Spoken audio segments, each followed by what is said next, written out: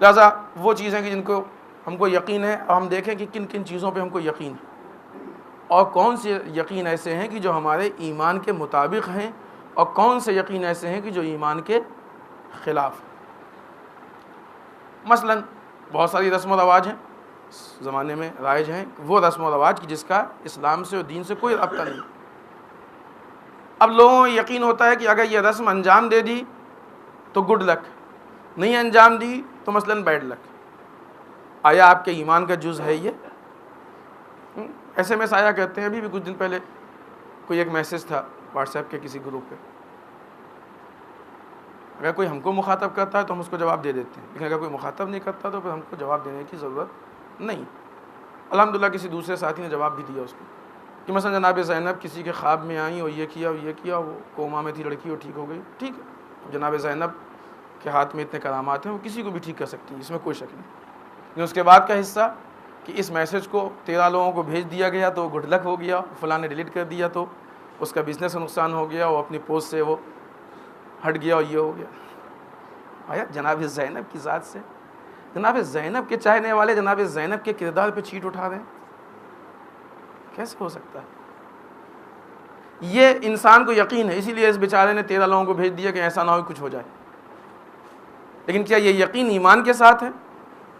کیا ہمارا ایمان اس یقین کو ایکسیپٹ کر سکتا ہے؟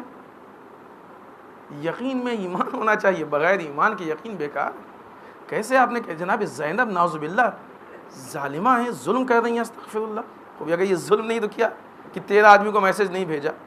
وہ چیزیں کہ جو واجبات میں سے ہیں، جو عورتیں بے حجاب گھوم رہی ہیں، جس حجاب کا شکوہ جناب زینب نے پورے کوفہ اور شام کے راستے میں کیا ہے، وہ مقصد حسینی کی جس کے لیے جناب زینب نے اتنی ساری قربانیاں اٹھائی ہیں، اس کو لوگ پائمال کر رہے ہیں، حجاب کو پائمال کر رہے ہیں، زینب کی خواہشات کو پائمال کر رہے ہیں، مقصد جناب زینب کو پائمال کر رہے ہیں۔ آج تک جناب زینب نے کسی سے نہیں پوچھا کہ کیوں نہیں کر رہے۔ وہ یزید جس نے اس نے سارے مظالم جناب زینب پہ ڈھائے، ایک اشارے میں اس کو برباد کر سکتی تھیں، نہیں کیا۔ اور پھر کیا تو کس کو کہ جس آدمی نے 13 آدمی کو میسج نہیں بھیجا۔ اتنی مضحکہ خیز بات ہے۔ ان لوگوں کے پاس شاید بچوں والی عقلیں بھی نہیں ہوتی ہیں، اتنا تو بچے بھی سمجھ جاتے ہیں کہ جناب زینب سے یہ چیز بعید ہے، یہ کیسے ممکن ہے؟ اختیارات کا ہونا اور ہے، اختیارات کا استعمال اور ہے۔ رائٹ ہے، کر سکتی ہیں، لیکن کرتی ہیں کہ نہیں کرتی ہیں، یہ دیکھیے آپ کن کن لوگوں اور کتنے مظالم۔ بہت سے ایسی ہمارے یہاں داستانیں مشہور ہیں، بہت سے واقعات مشہور ہیں، آپ دیکھیے گا بہت سی کہانیاں اور بہت سے واقعات کی جو ہمارے مذہبی رسومات کا جز بن گئی ہیں، لیکن اس میں نعوذ باللہ اس طرح کے ظلم ہی تو کہیں گے نا اس کو، نا ظلم کی نسبت دی جاتی ہے اہل بیت اطہار علیہ السلام کی طرف، جو کہ بالکل صحیح نہیں ہے کہیں سے بھی کہ نعوذ باللہ کسی ظلم کی نسبت اہل بیت کی طرف دی جائے۔ یہ کام چاہنے والا نہیں کرتا ہے، اگر آپ کرتے ہیں، نہیں کہتے چاہنے والے نہیں ہیں، لیکن چاہنے والوں کی شان شان نہیں ہے، آپ نادانی میں کرتے ہیں۔ تھوڑا سا فکر و شعور پیدا کریں تاکہ یہ نادانی دور ہو جائے۔